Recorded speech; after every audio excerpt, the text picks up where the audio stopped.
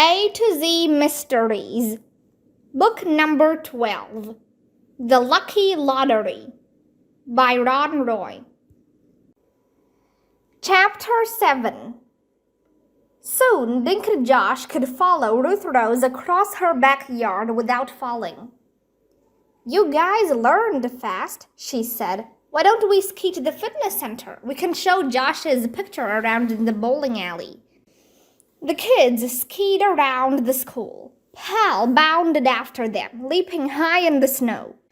When they reached Main Street, they waited for the snowplow to pass, then skied across to the other side.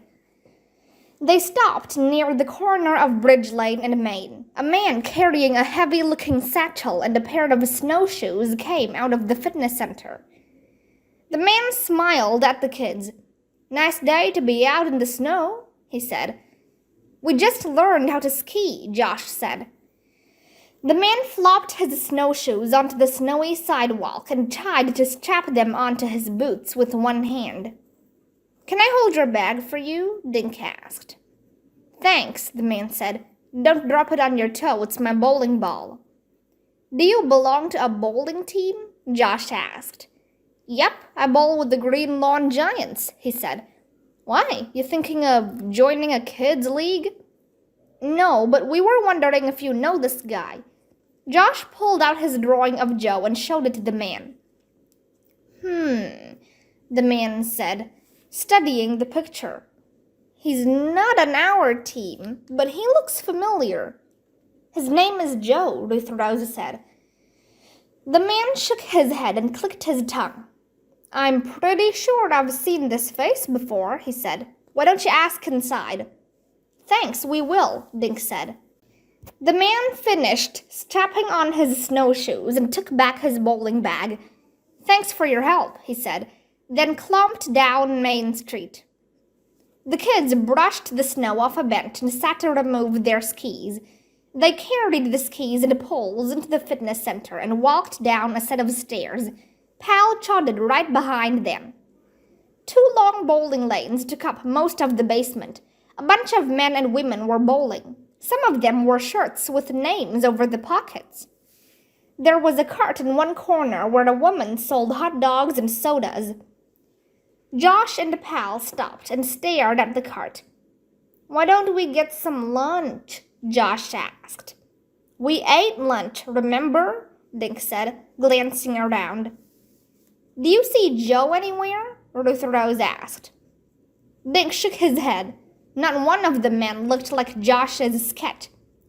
"Let's ask if anyone knows him," Josh said.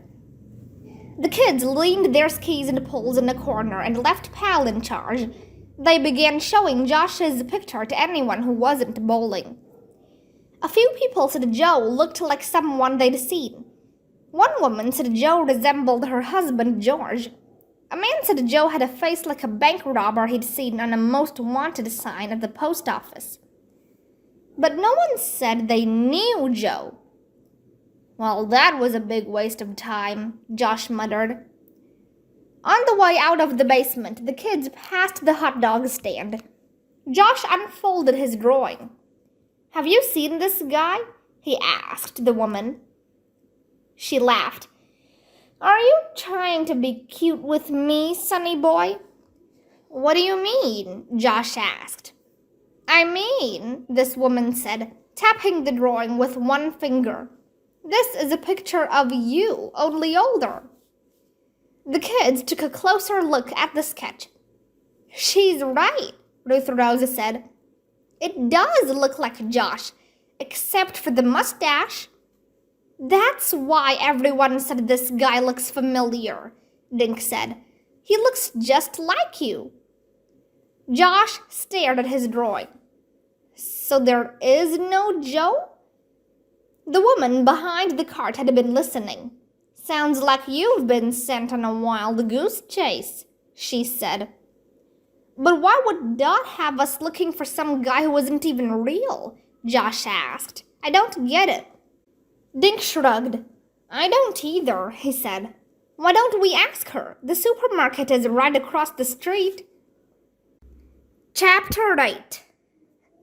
The kids carried their skis across Bridge Lane and into the supermarket. The store was almost empty on this snowy Sunday afternoon. "Look," Dink said, pointing to a small sign taped to the lottery machine. "Closed for the storm. See you tomorrow." Just then, a teenager walked by. He was carrying a broom and a dustpan. The name tag on his shirt said Eric. "Cool pooch," he said, smiling at Pal. "Do you know if Dot is still here?" Ruth Rose asked. "Nope," the kid said. "She left a while ago, all happy. She goes like, 'Merry Christmas, Eric,' and slips me $20. I go like, 'Wow, thanks, Dot.'" Eric walked behind the counter. "What a mess Dot left back here," he mumbled as he began sweeping. Do you know if Dot's boss is around?" Dink said. "Can we talk to him?" Eric crouched down behind the counter. "It's a her, not a him," he said, standing up. "The boss is Mrs. Milk. She's, out sick, though. She's had the flu all week." "The flu?" Dink said.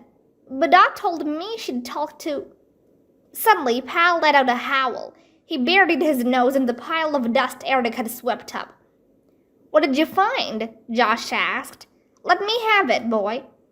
Josh pried open Pal's mouth and pulled something out. "Look, guys." Josh held out a small tinfoil bow tie. Ruth Rose took it from Josh, then pulled the other two out of her pocket. The three were exactly the same. The kids leaned over the counter. The floor was littered with tiny tinfoil bow ties. Suddenly, it all made sense. Dink could tell by the looks on their faces that Josh and Ruth Rose had figured it out too. "Come on," Dink muttered. He grabbed his skis and poles and hurried toward the exit. Josh and Ruth Rose followed with their skis and poles. "Let's go, Pal," Josh told his dog. "Are you guys thinking what I'm thinking?" Ruth Rose asked once they were outside. "Yeah," Dink muttered.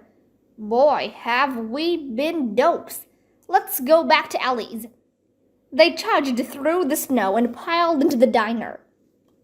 Ellie looked up. "Twice in one day?" she said. "3 more hot chocolates?" "Thanks, Ellie," Dink said.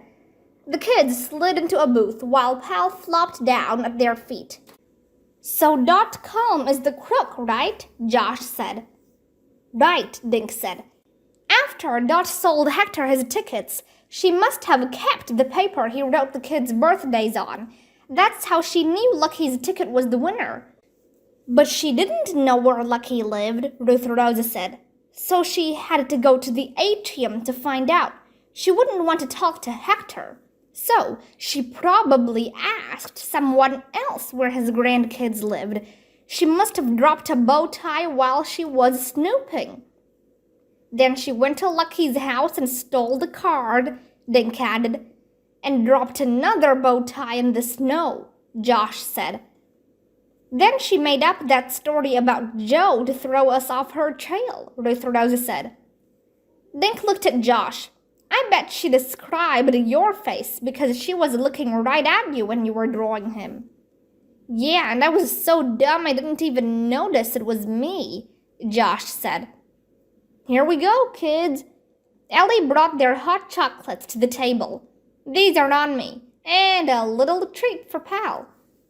Ellie set a bowl of chopped-up hamburger in front of Pal's nose. Pal raised his head, blinked his big brown eyes at Ellie, and stuck his nose in the bowl. "Thanks a lot, Ellie," Josh said. "Pal says thanks, too." Ruth Rose had been sipping her hot chocolate. "You know, guys," she said, "we can't prove Dot stole the tickets. We know she did it, but Officer Fallon will say, 'Where's the proof?'" Dink nodded. "Yeah, that's exactly what he'll say." "Well, unless we find the proof," Josh said, "this sure is going to be a lousy Christmas for Lucky's family. $7 million down the drain." The kids drank their hot chocolate with glum expressions on their faces. From beneath the table came the sound of happy chomping.